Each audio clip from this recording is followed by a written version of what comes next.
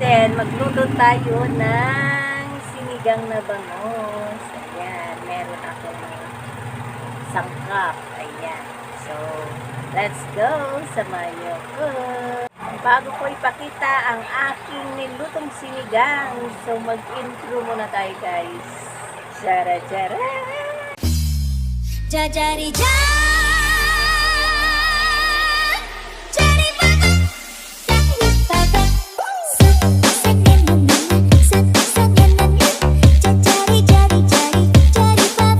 Na po ang ating sinigang na bangos.